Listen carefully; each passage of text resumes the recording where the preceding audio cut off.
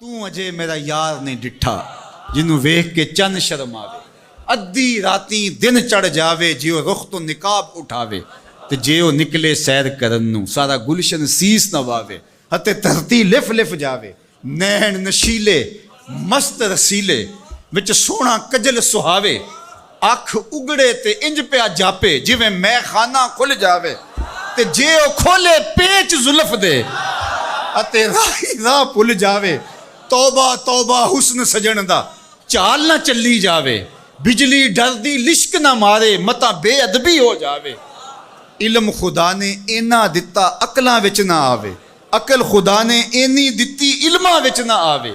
ਕੀ ਇਜਾਜ਼ ਨਜ਼ਰ ਵਿੱਚ ਉਹਦੀ ਜੋ ਆਵੇ ਵਿਕ ਜਾਵੇ।